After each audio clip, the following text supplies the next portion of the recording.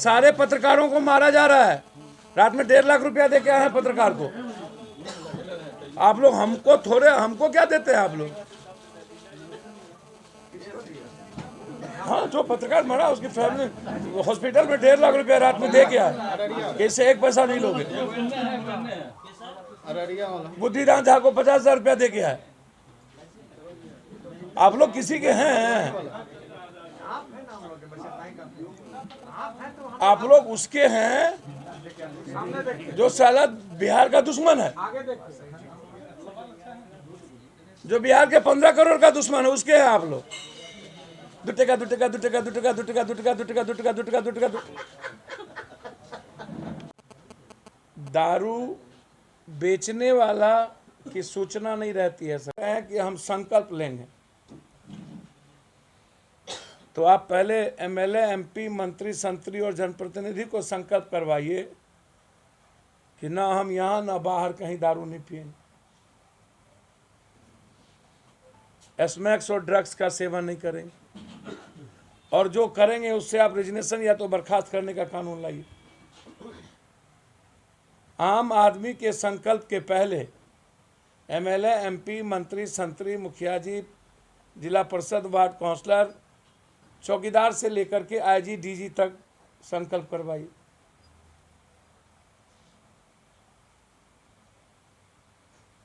और मैं बार बार कह रहा हूं कि दारू के मामले में एक बार रायशुमारी होनी चाहिए। बिहार की जनता से बहुमत असहमत के आधार पर या बहुमत के आधार पर हो, यदि आप जनता के लिए ही कर रहे हैं तो बहुमत आवश्यक है, क्योंकि बिहार में दारू छोड़कर दूसरी कोई डेवलपमेंट और दूसरी कोई बात अभी नहीं हो रही है। सिर्फ दारू, एक ही एजेंडा सरकार और विपक्ष का बच गया। अब विपक्ष के अध्यक्ष बोलते हैं, प्रदेश अध्यक्ष भी और नेता भी। एक आदमी कहते हैं कि दारू को फ्री छोड़ दीजिए, एक आदमी कहते हैं मेरे यहां कोई भी दारू नहीं पीता है, जो पिएगा पार्टी से निकाल देंगे। तो मैं चैलेंज और चुनौती देता हूं, सबसे पहले अपने नेताओं का वो ब्लड टेस्ट कराए कि वो दारू पीते हैं। ये मेरा चैलेंज है प्रदेश अध्यक्ष को। तो पार्टी से पहले आप जो सीएम कैंडिडेट हैं, आपको ये सबसे ज्यादा दारू वही पीते हैं।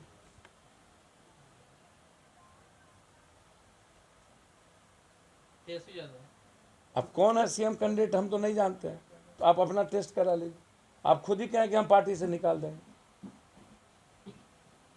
70% लोग आपके यहाँ दारू पीते हैं।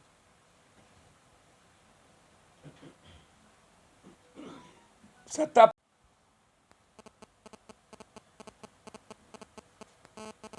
मूल मंत्र है उसका ब्लड सैंपल जांच। तो क्या मेरी चुनौती को स्वीकार करेंगे ब्लड सैंपल जांच का?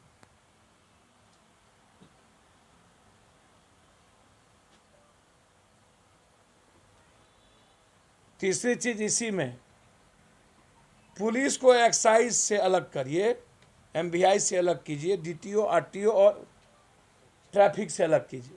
पुलिस को सिर्फ सीआरपीसी के रूल्स के तहत काम करने दीजिए। पूरा पुलिस को वसूलने का महकमा दे दिया गया है। एमवीआई का पैसा वही वसूलेंगे, रोडवेज का पैसा वही वसूलेंगे, ट्रैफिक का पैसा वही वसूलेंगे, एक्साइज का पैसा वही वसूलेंगे, हवा और बालू का पैसा वही वसूलेंगे। जब बालू के लिए आप पूरा का पूरा एक डिपार्टमेंट है,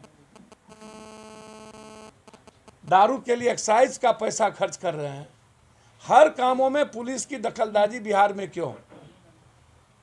सभी काम पुलिस ही क्यों कर रही है? मेरा यहां सवाल है, जिसके चलते आज क्राइम बढ़ा है और बहुत बड़े लेवल पर क्राइम बढ़ा है। तो पुलिस को सिर्फ सीआरपीसी के तहत जो इन्वेस्टिगेशन है, उनका सिर्फ इन्वेस्टिगेशन अफसर तक उनकी ड्यूटी उनकी जिम्मेदारी और चार्जशीट और कोर्ट का पालन, अपराध में संलिप्त व्यक्तियों की गिरफ्तारी। जहां देखिए वहां ट्रैक्टर की जांच वही कर रहा है, ट्रक की जांच वही कर रहा है, मोटरसाइकिल की जांच वही कर रहा है, घर की तलाशी वही ले रहा है। तो फिर और डिपार्टमेंट को खत्म कर दीजिए।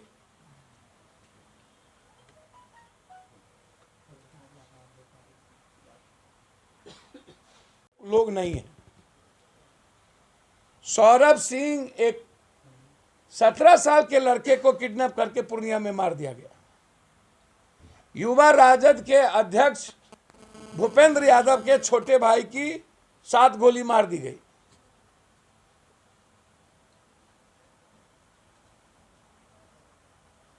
कहीं बुद्धिनाथ झा तो कभी विश्वास।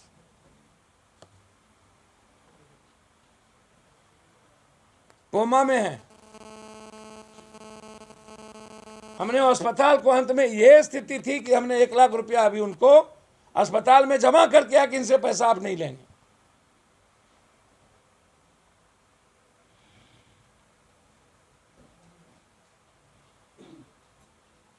सिवान में 3 बच्चों को उठा के किडनैप करके मार दिया गया और अभी तक सिवान की पुलिस मौन है। कल फुलवारी में भोंक दिया गया। पटना में डेली आधा दर्जन से ज्यादा हत्या होती है। तो पुलिस को यदि आप अन्य कार्यों में लगाएंगे तो फिर सुरक्षा की जिम्मेदारी किसकी दी गई है? मेरा यहां सवाल है कि बिहार के 15 करोड़ लोगों की सुरक्षा की जिम्मेदारी पुलिस की है और उनको आप लगा दिए हैं बालू में, जमीन के मामला में। तो फिर डीसीएलआर और सीओ क्या करेंगे?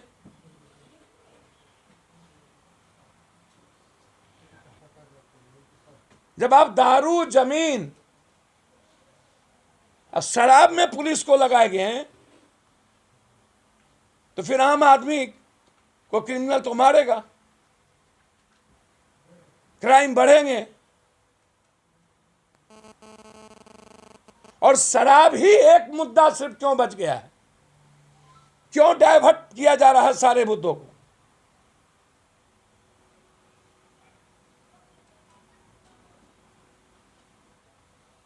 इसीलिए हम मांग करते हैं रायशुमारी की जाए और इलेक्टोरल पॉलिटिक्स को चेंज करिए कि जो दारू पीते हो, स्मैक और ड्रग्स लेते हो, उनको चुनाव लड़ने से वंचित, और जो बड़े बड़े डिपो और माफिया इसमें इन्वॉल्व हैं उनका आधार कार्ड का लिंक खत्म कर दिया जाए और सरकारी सुविधा से उन्हें वंचित कर दिया जाए। ये मेरा डिमांड है। यदि आप इस पर, नीतीश जी का शासन सिर्फ गांधी पर ही और दारू पर ही निर्भर करता है तो ये मेरा इंपॉर्टेंट।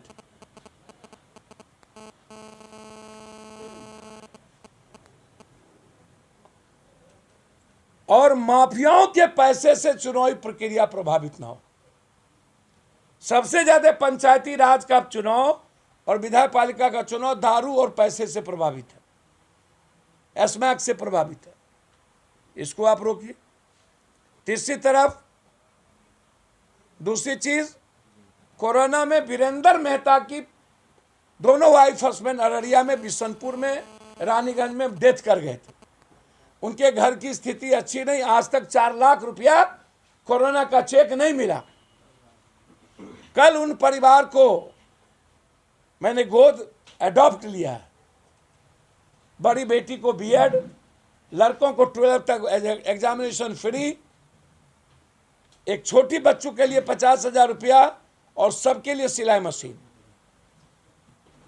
कल मैंने एडॉप्ट किया है।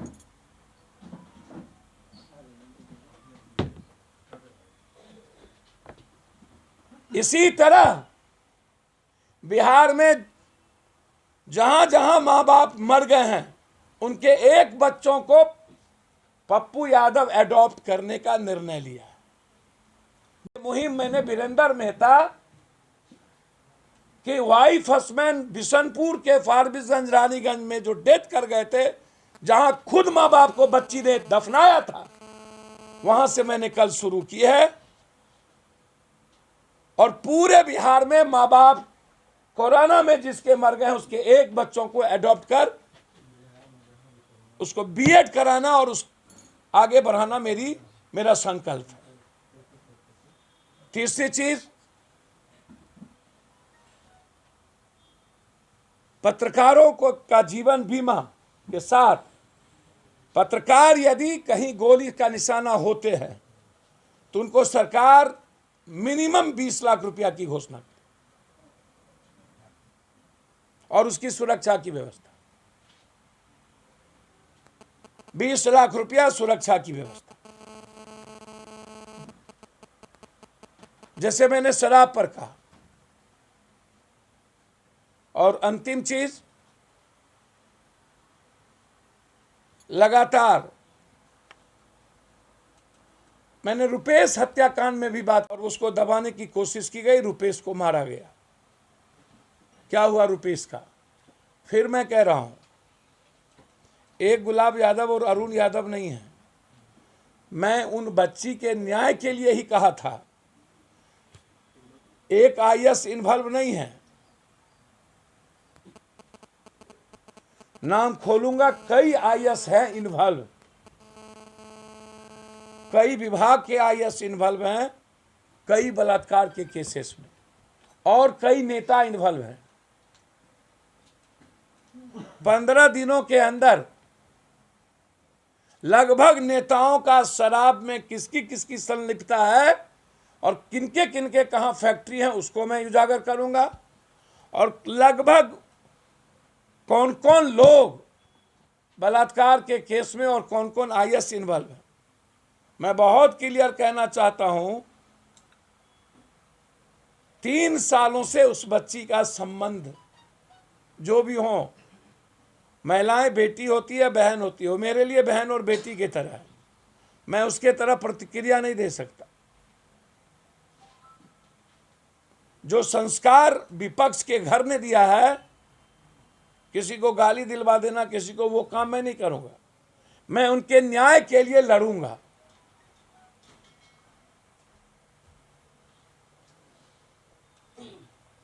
कोर्ट में मामला है, मैं चाहता हूं अविलंब कोर्ट निर्देशित करे,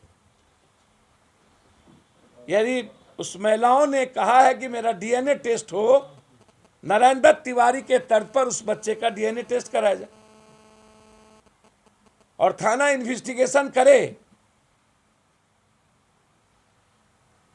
कि गुलाब यादव जी के साथ जो बड़ा गैंग है, कौन कौन आईएएस और उनके साथ इन्वॉल्व हैं इस बलात्कार केस में और अन्य बलात्कार केस।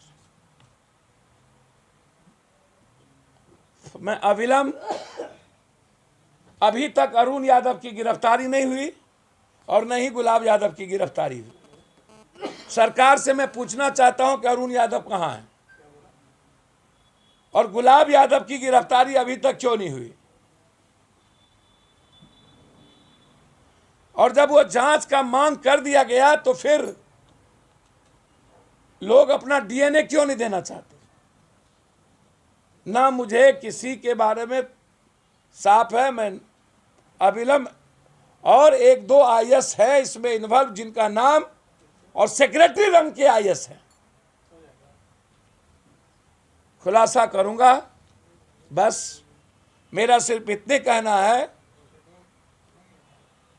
कि महिलाओं का रेस्पेक्ट विधायपालिका और कार्यपालिका नहीं करती है, और महिलाओं की सुरक्षा और उनके शोषण के खिलाफ हमारी पार्टी और पप्पू यादव किसी हद तक जाएगी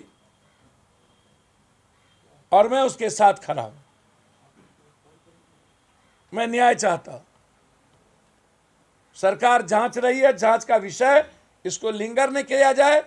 रुपेश हत्याकांड के तरह इस घटना को भी रफा दफा न किया जाए।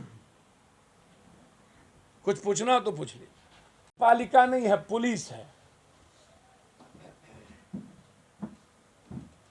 ईगो का क्लैश है।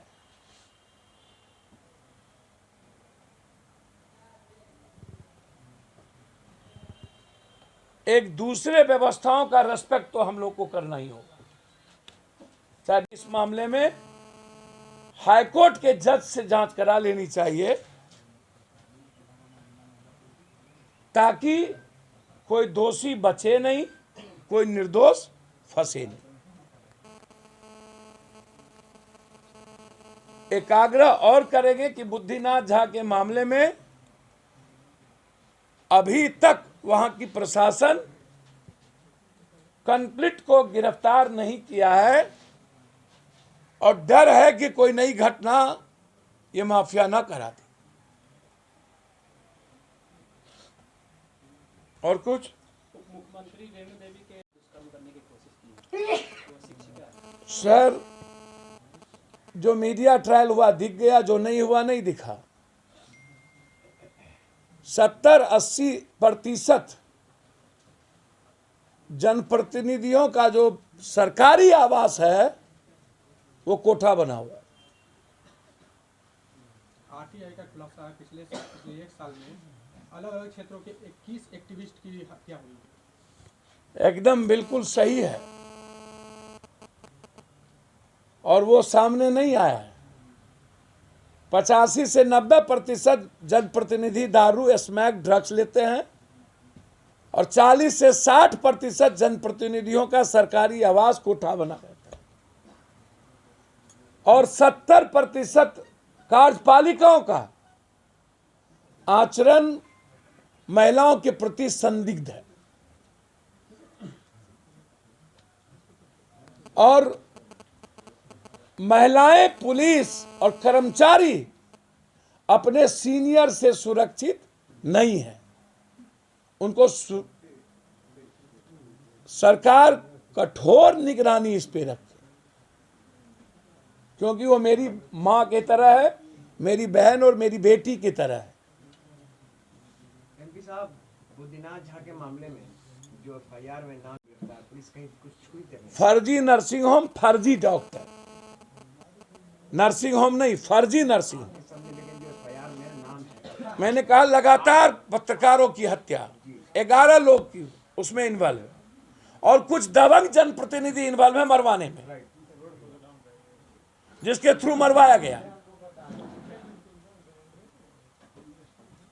प्रशासन कुछ नहीं कर रही है, पुलिस। भैया, मैंने आपको पहले ही कहा कि इसको बड़े लेवल पर पैसे दिए गए हैं रफा दफा करने के। इस ढंग से पत्रकार लगातार 3 बार मैं वहां जा चुका हूं रुपया, और लगातार 2 दिन जाके वहां मैं बैठा हूं, तभी ये मामला डाइवर्ट हुआ है, अन्यथा इसको प्रेम प्रसंग बनाया जा रहा था। नालंदा मॉडल कहा जा रहा है, मधुबनी एसपी डॉक्टर सत्यप्रकाश को नालंदा मॉडल है, इसलिए उन पर कार्रवाई नहीं की जा रही है। जज को पीटने के मामले में भी वो आरोपित है। सर, मैं आपको एक बात बता दूं, मैंने पहले कहा कि मैं कोई इन्वेस्टिगेशन अफसर नहीं हूं, लेकिन मुझको लगता है कि जज का आचरण अपराधियों का नहीं हो सकता। ईगो होना अलग बात है, वो आपराधिक आचरण कभी मेरे जज का नहीं हुआ इस हिंदुस्तान में। पुलिस का एक्ट ही अपराधी की तरह होता है, लेकिन फिर भी मैं हाईकोर्ट के सीनियर जज से जांच की मांग करता हूं। बिना महिला पुलिस के दुल्हन के कमरे में मैंने कह दिया, उसकी सूचना नहीं, जो बाहर से ट्रक काटते हैं उसकी सूचना नहीं, जो पहुंचाता है उसकी सूचना नहीं, लेकिन जो पीता है इसकी सूचना पुलिस को मिल जाती है। बारे बार कि पुलिस का काम है सीआरपीसी और इन्वेस्टिगेशन अफसर की तरह काम करना, और बिहार की 15 करोड़ जनता की सुरक्षा, न कि एमवीआई, न कि बालू, न का जमीन, न का। सबसे पहले नेताओं का दारू पिए हैं कि नहीं 1 महीने के अंदर? पहले ही मैंने कह दिया कि लगभग जनप्रतिनिधि 60%, 70% दारू और स्मैक, ड्रग्स लेते हैं। अब जांच कराइए। 26 को अब शपथ लेंगे, तो शपथ सबसे पहले विधायक पालिका को और कार्यपालिका को करवाइए कि ना दारू यहां पिएंगे, ना दारू बाहर पिएंगे, और जो दारू पीता है उसको बर्खास्त करिए।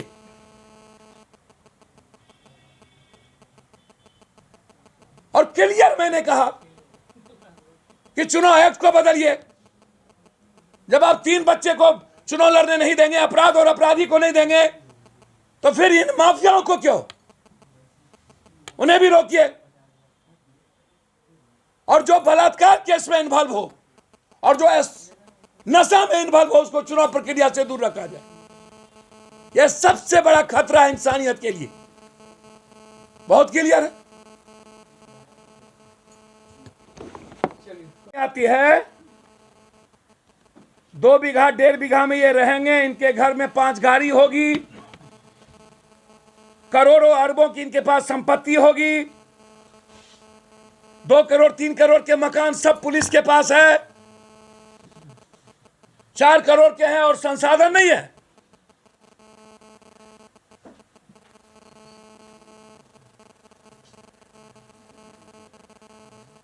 सब कुछ है, बस ये सिर्फ इनका एक ही काम बच गया है, पैसा कमाना और पैसा पहुंचाना। और इसके लिए अपराध और माफियाओं को ये खुला छूट दे दिया है, तुम कुछ भी करो, मुझको पैसा चाहिए, कुछ भी।